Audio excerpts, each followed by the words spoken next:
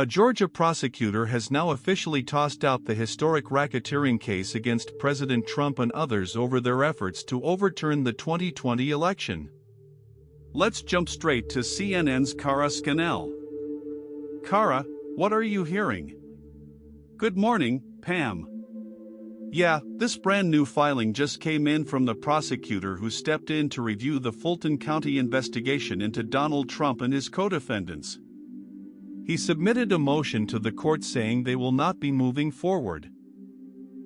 They're dropping the charges. What he filed is called a null proska, basically meaning that as long as the statute of limitations hasn't expired, the case could theoretically be brought back. Now let me ask you something. How many times does someone have to be caught on audio, literally recorded saying incriminating stuff, before anything actually happens?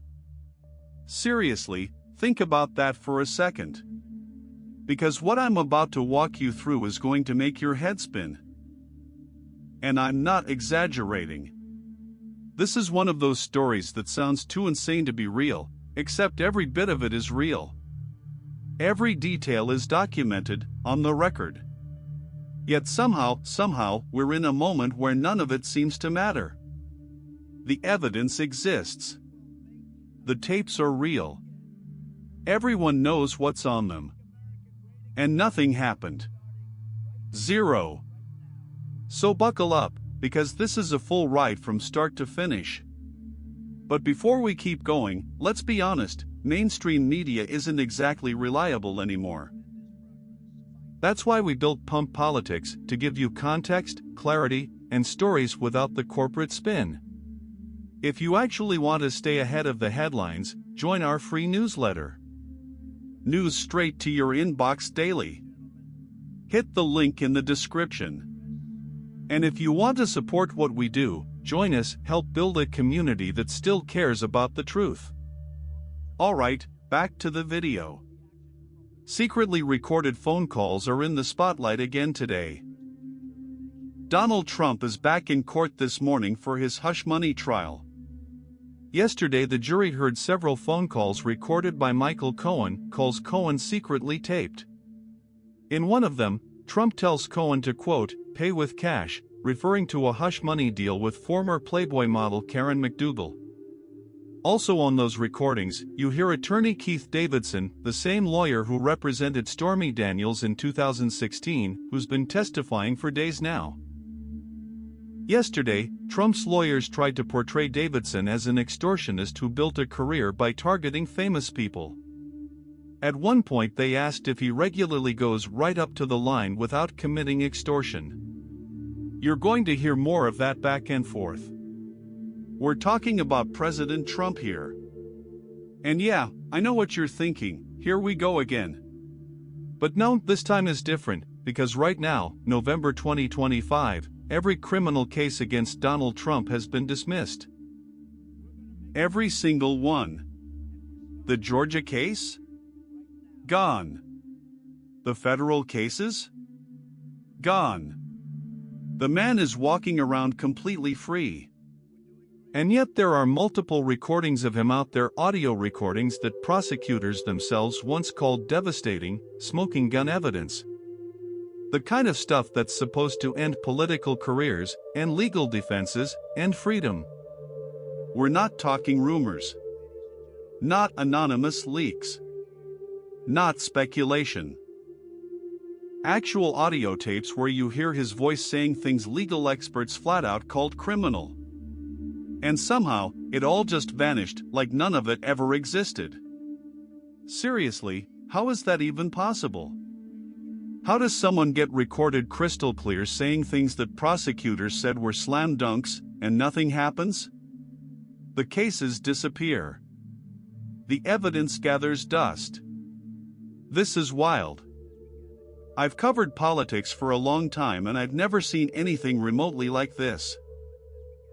Prosecutors spent years building these cases.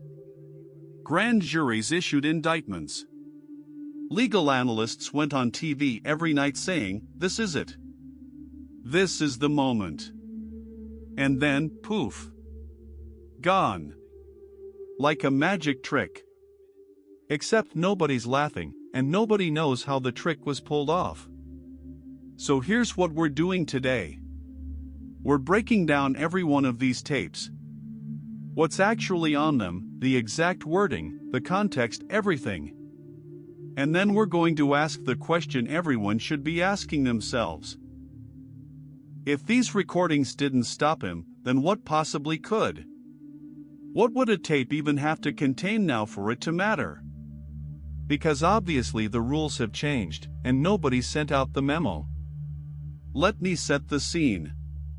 November 26, 2025, just a few days ago, the Georgia prosecutor officially moved to dismiss the election interference case against Trump and his allies. This was the RICO case. The one legal experts called his biggest criminal threat. The case with the strongest evidence. The one that was supposed to be different. The one that was finally going to hold him accountable. Constitutional law professors wrote entire essays about how airtight it was. Former prosecutors said it was bulletproof. Georgia was the case to watch. Georgia had the goods. And what sparked that entire Georgia investigation? A tape. The recorded call from January 2021 where Trump told Georgia's Secretary of State to find enough votes to overturn Biden's win. His exact words, find 11,780 votes. That recording was played on every news network. You can still listen to it right now. Called the most damning audio ever captured from an American president. And now, case dismissed. And the man whose voice is on that recording is sitting in the White House again. Let that sink in. And that's just one tape. There are multiple recordings tied to different cases, different prosecutors, different courts. Every single one ended the same way, dismissed, dropped, dead. 3 separate recordings described as smoking guns. 3 prosecutors who thought they had ironclad cases. And all 3 ended with the cases evaporating while the evidence sits there doing nothing. So stay with me, because by the end of this, you're going to understand exactly what's on these recordings, why they were considered devastating, and why none of it mattered. And then you can decide what that means for accountability in America. Alright, let's get into it. Most people don't actually know the details of these recordings. They've heard little clips, headlines, sound bites, but not the full picture. So I'm going to break it down tape by tape. First, the Georgia call, January 2, 2021, less than a week before January 6, Trump calls Brad Raffensperger. The call lasts over an hour. An hour of pressure, persuasion, threats, everything. Raffensperger records the whole thing. The audio leaks. It becomes front-page news. On the call, Trump says he needs exactly 11,780 votes, the precise margin Biden won Georgia by, +1. He also tells Raffensperger, there's nothing wrong with saying you've recalculated, literally feeding him the language to justify fake results. Everyone heard this. Everyone reacted. Legal experts said it was enough for a conviction on its own. Fani Willis launched the RICO case specifically because of this tape. She built years of work around it. And now, it's all gone. Charges dismissed. Next, the hush money tape from 2016. Secret recording by Michael Cohen. Trump saying, pay with cash, as they discuss how to funnel money to silence Karen McDougal days before the election. Prosecutors called it clear evidence of illegal campaign activity. A jury even convicted him on 34 felony counts. But he won the 2024 election. And the DOJ policy says you cannot prosecute a sitting president. So the conviction basically has no effect. It's frozen in time. Then, the classified documents recording from Bedminster. Trump on tape admitting he couldn't declassify a sensitive military plan anymore, while showing it to people without security clearance. The tape completely destroyed his public defense. Prosecutors said it was fatal to his case.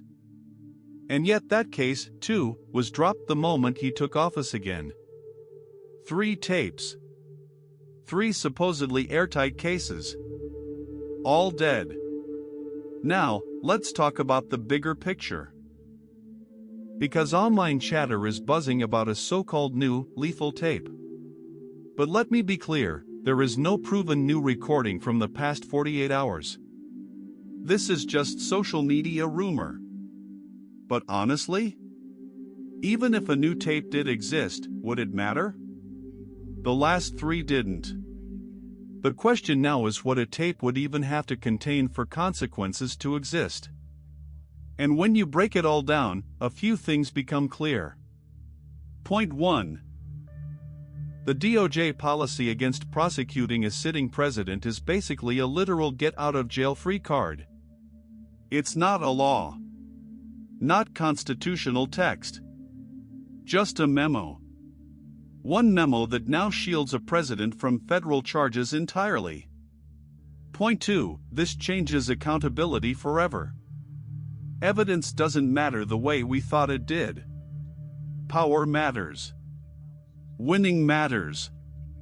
Point 3. The idea of a smoking gun might actually be dead. What more do you need than a tape of someone asking to find the precise number of votes needed? What more than audio proving a defense is a lie? Yet none of it stuck. Point 4. The political divide on these tapes is massive. Supporters see them one way, critics another. And in the end, supporters were right about the outcome, the tapes didn't matter. Now, what happens next? Trump is in his 2nd term. He can't run again. Eventually he'll be a private citizen. In theory, these cases could be revived.